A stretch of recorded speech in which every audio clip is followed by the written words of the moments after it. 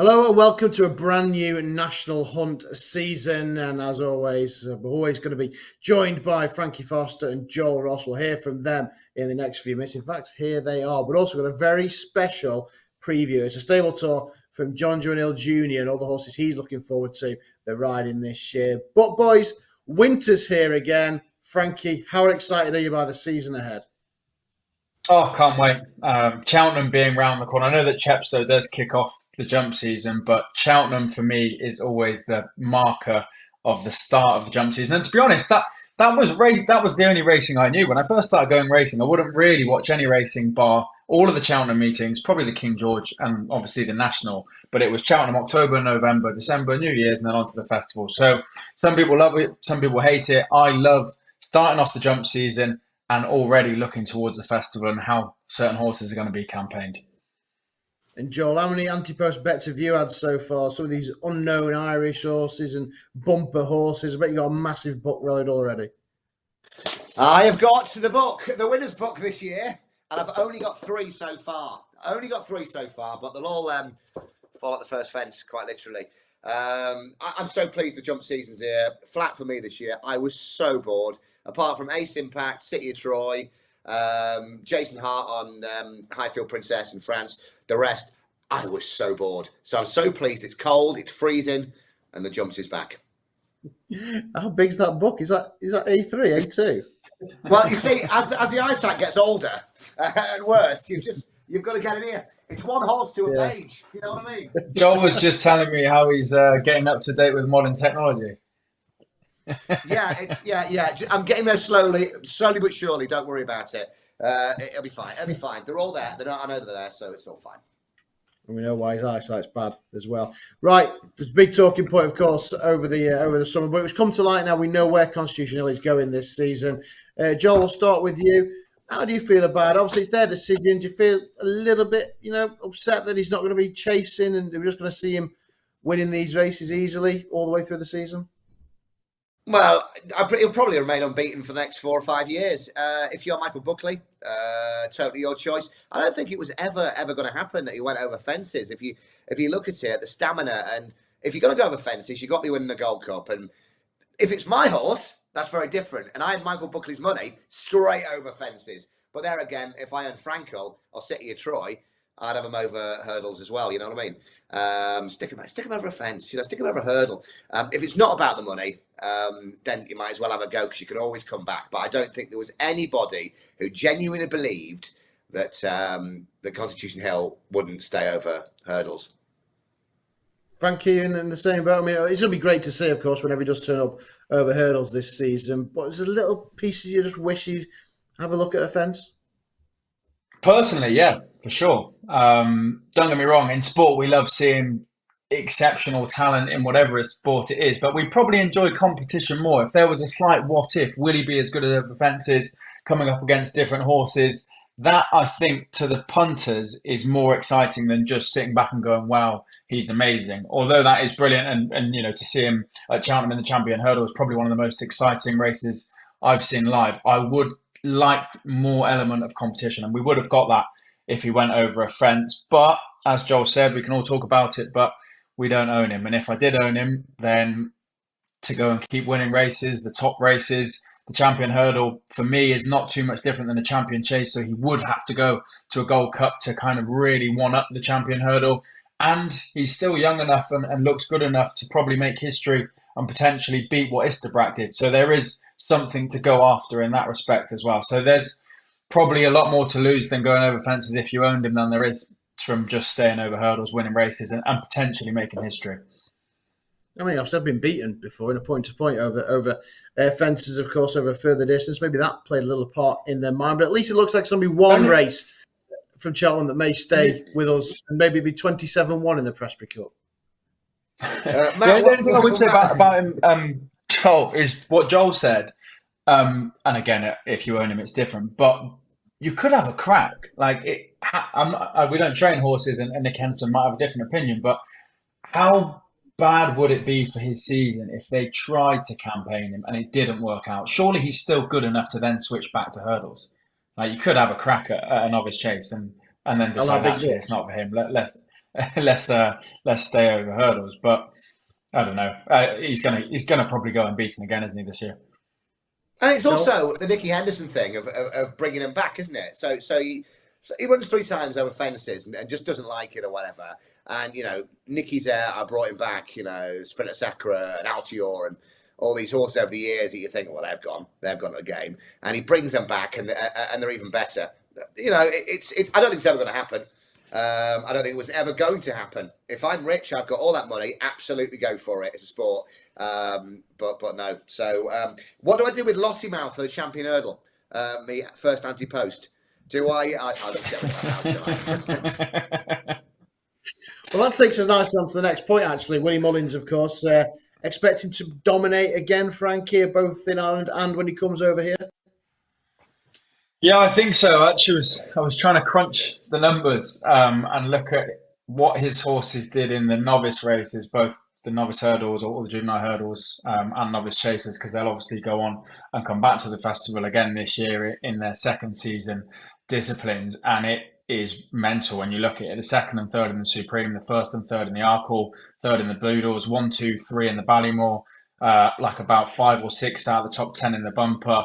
Lossiemouth, Lossiemouth, Gala Marceau Zenta in the Triumph, I think, had fourth as well in the Triumph. So all of these races that he either won or placed in from last year's festivals, these horses are all going to come back again in the same discipline or stepping from hurdles to fences and have another crack this year. So his elite team, his top team, his Cheltenham team looks probably as promising as ever, in my opinion. And even the races that he didn't have winners in, the Turners, he didn't have anything in the top 3. Well, they're probably going to go on to be Gold Cup horses, and he's got one of the best Gold Cup horses we've seen in a long time, Galloping Deschamps. And then the Albert Bartlett, another he didn't have any in the top 3 in, but again, what really do Albert Bartlett's go on to do the next season? You see plenty of them turn into handicappers. So all of the exciting horses and all the novice races and the novice hurdles, novice chases are mostly Willie Mullins, and they're going to come back again. Jesus. Joel, is there any point in anything else turning up? No, I looked at it. I looked at Henderson and Nichols this year and going, they've spent a lot of money. Big owners are in there. I thought we'd have a real crack at this, but like Frankie, I looked through all the horses that he's got, and I'm talking like the elite horses, exactly the same as Frankie. I mean, look, even like Fact to File, the JP horse, would be unbeaten if it wasn't for A Dream to Share. That was, and that's is that still one of his best? And the only other one I could find was that I'm trying to look for ones that have gone under the radar that they're not in the particularly showbiz colours. That Junta Marvel who beat Fun. Paddy Mullins was massive on this horse, and I backed it that day. It's 2 from 2. The Turner family own it. I'm obviously looking out for Mare's novice hurdles this year. I'm just looking for something that doesn't go off 1 to 2, 1 to 3. And it's hard. It's really hard. He's got everything covered. There's certain horses that he's going to have to put together at the start of the season and see which one turns out best and where you go with it. The old Willie Mullins bingo, as they all say. But it's going to be a very exciting season if you work in the Willie Mullins yard. You don't know which track you're going to, but at least he's going to win with every one of them. You don't know where you're going, but you're coming back with plenty of cash. That is for sure. Which kind of leads on to the next one. I mean, when we look at the flat season, we seem to have a festival every 3 weeks, every month, don't we? Where with the jumps, it is kind of all geared towards Cheltenham. There's plenty of races, stepping stones in between time. I mean, Frankie, which are the races that you look forward to throughout the jump season? I don't know whether it's the Charlie Hall last year was a really good renewal of the Charlie Hall. Brave Man's Game obviously won it, who was great all season. But it just has a proper jumps racing feel to it, the Charlie Hall meeting. I guess because it's in Wetherby and it's always freezing cold and raining, and it feels like proper jumps racing. But I do like the Charlie Hall meeting. The November meeting at Cheltenham is brilliant. We see lots of good horses, and it's the first 3-dayer that we get, or big 3-dayer that we get. We don't get too many of them through the jump season. Like you said, they come all the time in the flat, but those 3-4 days are few and far between in the jump season, particularly in the winter anyway. So that's always good fun. Love the Christmas racing.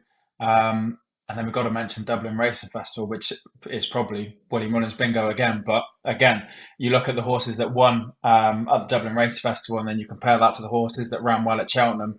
lots of that form held up last year. So Charlie Hall for a good jumps racing feel, Cheltenham November, and Dublin Racing Festival for good pointers. Yeah, sounds pretty good to me. Obviously, Wetherby, I know you said Chepstow's kind of the start, but Wetherby, that's when you really know, don't the West Yorkshire Hurdle and the Charlie Hall chase. But Joe, what races do you look forward to in the calendar? The DRF now. I'm jumping on that bandwagon. I loved it last year. Charlie Hall. And I think my favourite one outside the main festival would be Boxing Day. King George. Just growing up as a kid. Still love it. Even now, when you're sitting around, the family's getting bigger and bigger, and you've got 80% of them have got no interest in racing. And you know, I've managed now to get on the app. I'm very good at this now. I'm very technological advanced. And we all pick a horse and see what happens. So I'm watching every single race on every single channel that day, but we all get round for the big one. So yeah. For me, it's I'm just really excited it's here. I'm bloody freezing like, but I'm really excited that it's here. Boxing Day was good last year, wasn't it? Didn't they have was it Fighting Fifth? Yeah. Cool. Can't remember what they had an extra race, didn't they?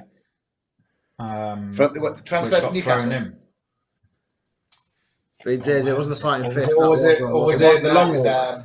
The long walk.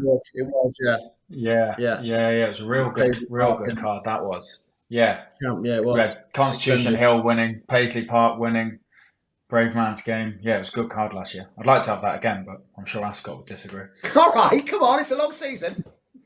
Well, I'll try and get a trip over to the DRF. Punter's Guide on tour to the DRF. That'd be all right, wouldn't it? It certainly would be. Right, we're going to listen to John Joe O'Neill Jr. very short. He's going to go through all the leading lights from Jackdaw's Castle ahead of the new season. Before we do that, though, there's a couple of questions. I want to bet off you right now for the season ahead. I know it's early days, but before that, I mean, what's whetting your appetite? The bet, by the way, can come in any part of the season, but what's whetting your appetite in terms of the festival? Is there anything, I know, Joe, you mentioned a couple of horses from Willie Mullinger's yard. Is there anything that you're looking at the festival thinking, I'm having my eye on him, I'll be following that throughout the season? Ah, it's in the book already, Joe. Yeah. Sergino in the Donnelly colours, the old melon colours. It's gone to Henderson. And they paid a lot of money for it. And you look at it, and where's it come from, what it's done? It's that race in France that I look back at, where Gaelic Warrior came out of. And we didn't know how good Gaelic Warrior was. And they got chinned by Brazil on the line. State Man came out of that race as well. I think this will be campaigned the same way, kept quiet. And then you don't really know how good it was. But it won that big race in France, the Prix de Wolf or something, whatever it's called. But that's definitely one to have a look at. Got the right colours on it. Henderson's got it. So this could be one for the season. And it's just a bit of excitement of sticking the first horse to put on my tracker just for this year of going, right, where does this go? And it's not going to be one under the radar. This is going to be one that's, you know, left, right and centre. But Sergino, see where it goes this year. I'm surprised, actually. You texted me about 3 months ago saying John Bonnock's a massive price for the Ryanair. Yeah, I've taken him out of the Ryanair now. Oh, the beauty of anti-post punting. Frankie, anything for the festival you might have your eye on at this point? Much more known than Joel. It's not very unknown, but I think Barry Connell will try and do the double, which he didn't quite manage with Marine Nationale and Goodland. Marine Nationale is your obvious Arkle favourite. Goodland, I'm hoping, has a crack. I always get these the wrong way around, but the 3 Mile Novice Chase. The Turners. Either way, the 3 Mile Novice Chase. He just looks a proper durable horse. He raced over 2 miles 6 when he won Leopardstown, and then obviously was fourth. But I think they said he was coming down with a cold at the festival, so some excuses there. And I know that Michael O'Sullivan's been pretty happy with him over fences, so I'd be quite looking forward to them coming back with both of those two and trying to win their respective distances over fences. I think he's out. I am just checking. I think he's out. Really? Yeah, recently. It was only a few days ago. Yeah. Yes, out for the season. Hope you haven't backed him. Well, there you go. That's not one to... No, I haven't. Goodland, did you say? Non-runner no bet yet. Non-runner no bet for the festival. I'm waiting for you to bite on the Marine Nationale bandwagon, because I know you didn't like that last year. I just want to put... Right, okay, Goodland, Matt. Right. Here we are. Marine Nationale, every week on the Punter's Guide from Betfred, Matt was there, and I was giving it to him every week, going, no, needs a run, needs this, needs a run, needs this. And you stayed loyal, and look what happened. Marine Nationale. So I bowed down to you. You know, you didn't put an 80-1 horse up. What was that? Wishing and hoping last year, but you know, Marine National, you were there from the start, so fair play to you, man. The secret to success: not listening to Joel. Yeah, he's a tendon injury. So yeah, they're giving him a rest. So I mean, I was looking. I kind of agree. I thought John Boyne the Rhino. Looking at what's not got, what else is in there? Not a lot's going to go. I think around about 5-6-1. He looks likely to go there. I thought he's of interest. And Marine National was the other one as well. In the arc looks very, very solid. But I'll save another one for the bet that I would have right now, and that's what I'm going to ask you for. So, if you to have an anti-post, a small anti-post wager right now on something for the festival at a decent price, what do you think you'd be looking at? I'll start with you first, Frankie. Love Envoy for the Mayor's Hurdle. Lossiemouth probably will go. There's also Gala Marceau. They were both pretty impressive last season. But Love Envoy, very tough. Got very, very close to Honeysuckle, who was a champion hurdle winner and was really good to win last year. Love Envoy seems to be getting better and better and better. Very consistent as well. So I don't think you're doing yourself any harm to have an each-way bet. I think that she'd be in the frame.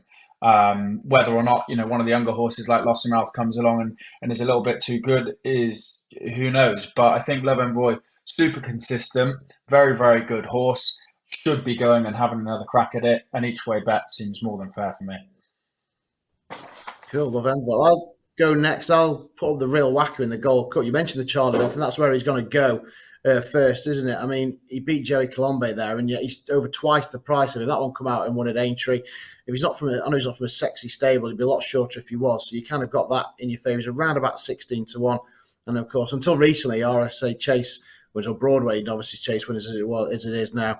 Always had a decent record stepping up into the Gold Cup. So I'm hoping he can stay fit and sound and get to the Gold Cup. And around about 16-20-1, he's of interest. Hopefully we'll see him at Weatherby, say, in the Charlie Hull Chase up first.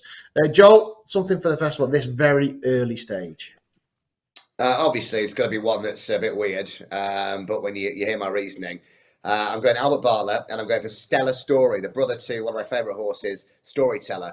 Won a really good bumper, got purchased for about, I think it was like 310 grand by Gigginstown. We've been doing this now for 20, 25 minutes. We've not mentioned Gordon Elliott yet.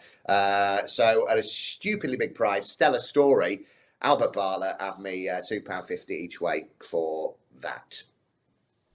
Brilliant stuff. Well, let's say very, very early thoughts on the festival. I know we're miles away from it, and I did say I won't mention the C word until at least Boxing Day. But there we have it. So for the jump season, we will be back every single week looking ahead to the big races. And of course, from around about Christmas time, we will start our Road to Cheltenham series as well every single Monday, where we review the action from that previous weekend and look ahead to the big trial races that following weekend as well. So that's me, Frankie and Joel throughout the season here, looking ahead to the National Hunt campaign. But before we say cheerio, I'm going to let you go with John Joe O'Neill Jr.'s stable tour for this season. I mean, have you had a look? Are you thinking about Jackdaw's Castle? I mean, we'll hear from John Joe in a bit. Is there anything that you're really interested in listening to from that yard for the season ahead?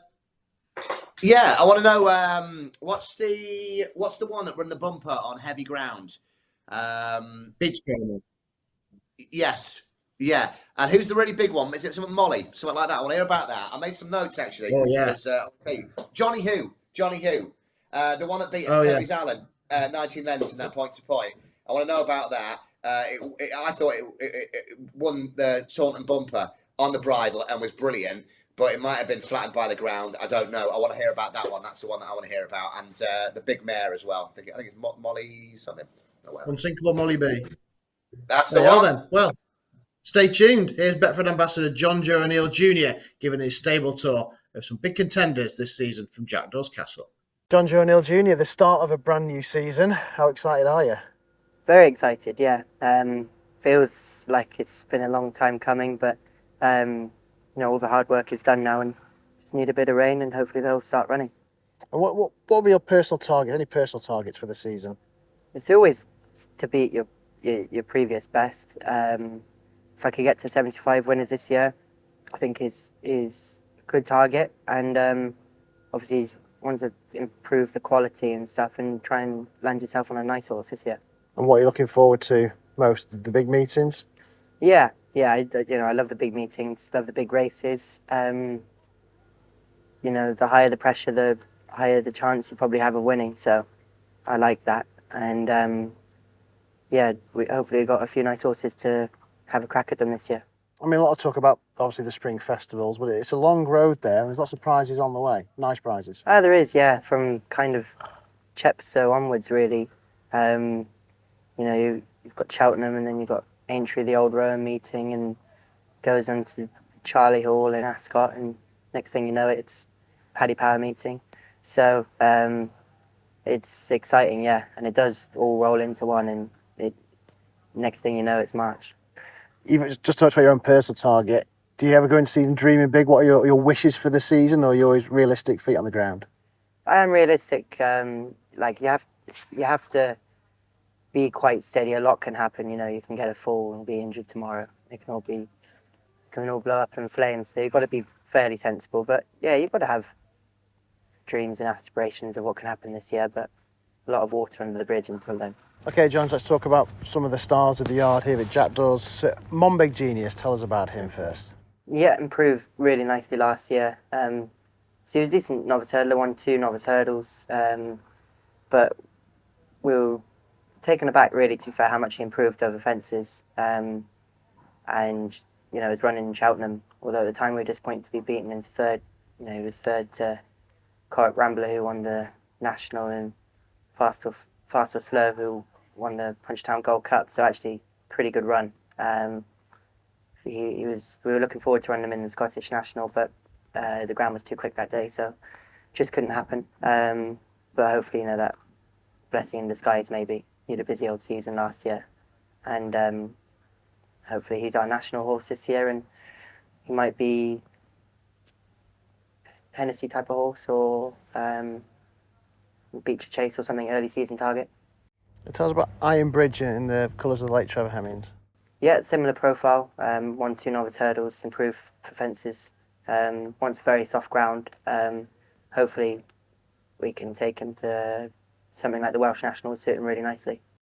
And collector's item, he built into a nice staying hurdler last season. Are fences the aim for him?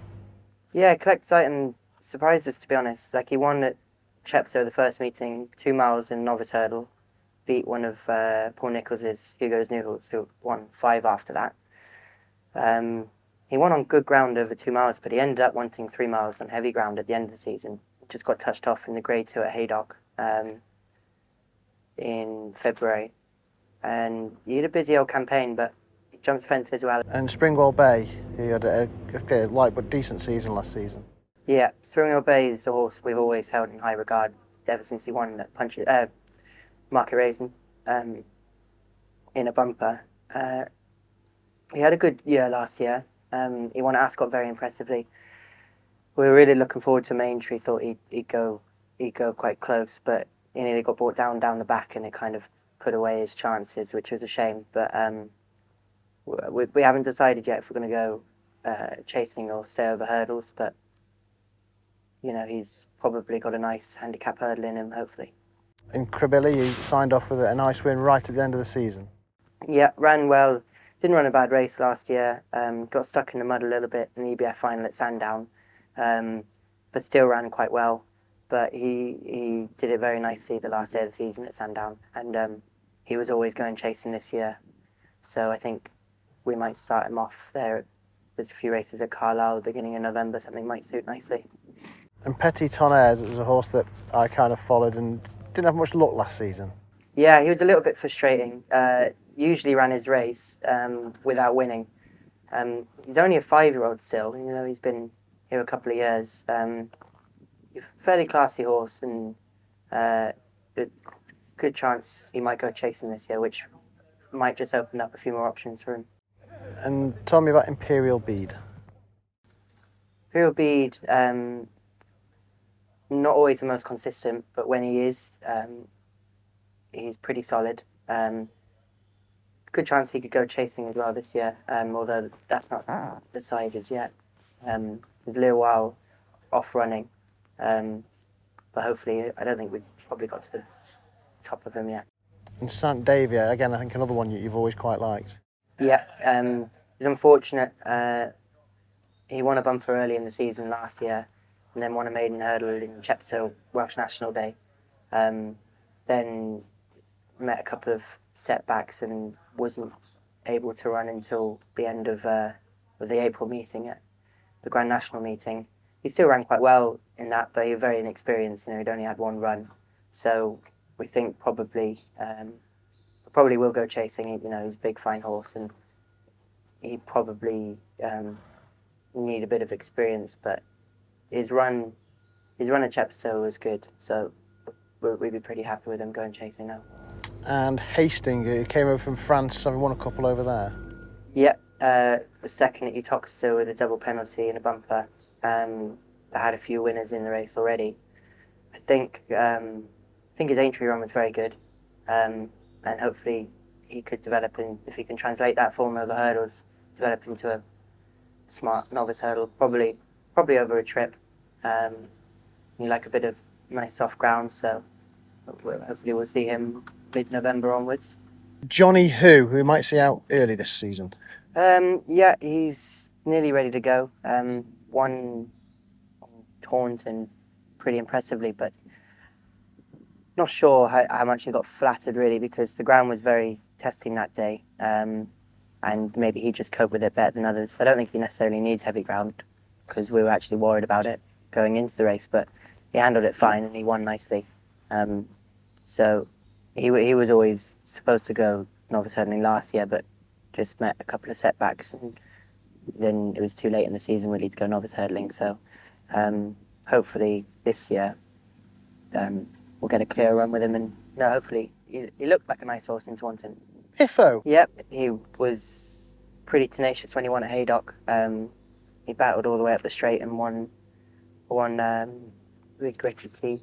And he was second and third before that. So he's a solid horse, and hopefully he should be able to pick up a maiden hurdle, you'd think. Track and Trace as well. What can you tell about him? Yeah, Track and Trace disappointed us a little bit earlier in the season last year, but turns out he had quite a serious problem, so we left him and brought him back in this year, and won at Warwick the first day back a couple of weeks ago, and won quite nicely. Be a 3-mile chaser really, but happy with the way he did it.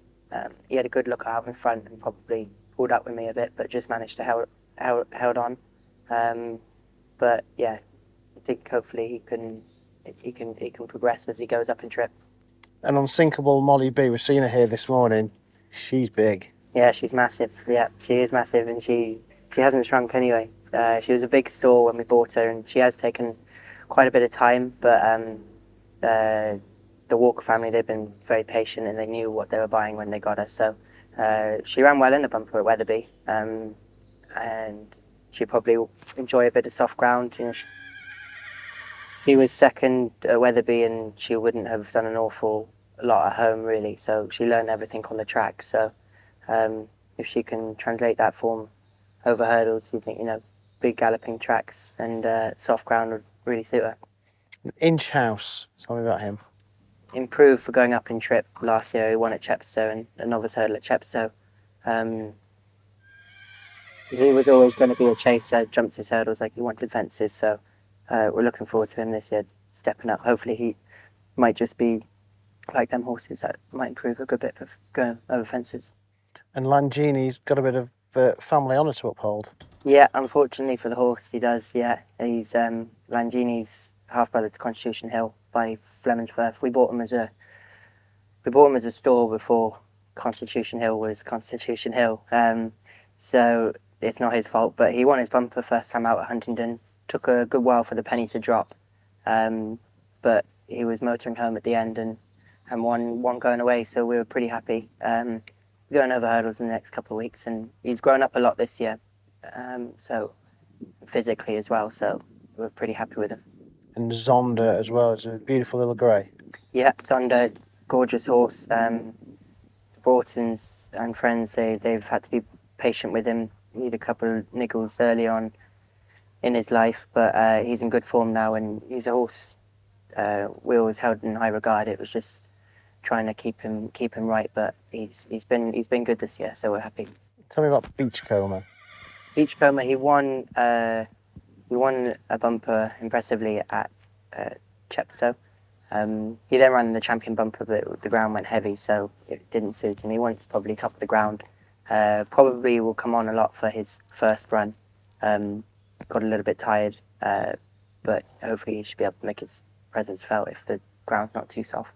And Brook Bay? Brook Bay ran really well the other day at Uttoxeter for Martin and Ivana Tedham. He ran disappointing in his bumper back in February, but I think mentally he was just done for the season, so we were happy to put a line through that run, but there was a lot more like it, and I think Skelton's horse is fairly decent. That one, the Walk in the Park Asian Maze horse, so we actually think he probably wants a trip in time. We just wanted to teach him to settle, but that was a lot more like it, so we were happy. And a couple of new recruits. Firstly, Mount Fuji Park. Yeah, Mount Fuji Park bought for the Tanzanite partnership. So a couple of current owners in the yard have come together to try and buy a couple of nice horses. We bought him in February at the Cheltenham sales, and proper 3-mile chaser. 5-year-old now, he shouldn't have a problem with the trip or anything. So nice horse. And Bill Joyce as well, another new one here at Jackdaws. Yeah, Bill Joyce, Danny Walker, and the Walker family bought at Cheltenham earlier in the spring. Beat a couple of horses that subsequently won in his point-to-point, and he's a couple of months off running. Probably wants really soft ground, but no, we liked him when we bought him, and we still like him. Red Dirt Road. Yeah, Red Dirt Road did well last year. Won a couple of hurdle races, won well at Exeter in the handicap, and just got touched off at Cheltenham and Warwick then in April and May. Good chance he could probably go chasing this year. And Boston Boy. Boston Boy, the second horse for the Tanzanite partnership.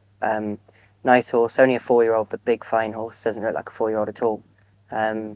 He probably go to Aintree at the end of the month, over 2.5 miles in maiden hurdle. We'll start him off there. But the sellers were pretty adamant he was a nice horse, and he shows nice bits at home, so hopefully he is. And a bit of a stalwart of the yard here, Soaring Glory. Soaring Glory, yeah, he's still here and probably going to step him up in trip this year. Being by fame and glory, probably bred to be a stayer. But he's done well for us. He won the Betford Hurdle and won nice races at Ascot and a few places. Beat Rainman's Game in a novice hurdle at Chepstow a few years ago. So, no, he's been a good horse. He struggled last season, a couple of setbacks, and didn't like going chasing. And it was just one of them seasons. He's quite high in the handicap, just struggled a bit. But hopefully this year, if we step him up in trip, we'll be able to get a bit more improvement out of him again. Tell us about Yesterday. Yesterday, Richie McLernand won them the other day. Ian Bullion's first horse, so he won the other day at Uttoxeter over 2.5 miles. Looks like a lovely 3-mile chaser for next year, but obviously he can win his novice hurdles and stuff this year. So no, we'd really look forward to him next year. Whatever he does this year, it'd be a bonus. I think this one behind us wants to talk about him. What we got over here is whinnying along. I think probably one of the stalls we bought there earlier on. Little baby. Are you wise to that? Nice horse. Won well early in the season last year. Then he ran consistent without winning, but we were a little bit scratching our heads because we thought he would win. But we thought going chasing this year, might just help him. He's related to, it's got the same family as Denman by Walk in the Park. So, he's got the right attributes. So he won well at Warwick the first day. Took a little while for him to find his feet, but he won nicely, won going away. So he's probably going to be aimed at Ascot, the first meeting there, I think the 4th of November, for a 2.5 novice handicap chase. Well, it's so Fury. Had a good season over hurdles last year. But yeah, had a good season over hurdles. Good chance he could go over fences as well. We're probably going to run him in a fixed brush Haydock Series qualifier at Exeter in a couple of weeks first, just to get that out the way, and then we might go chasing as well. Maleficent. Yeah, Maleficent's lovely filly, like Seymour. It's got a band of fillies to breed from and stuff now. And she won a Utopia bumper nicely last year.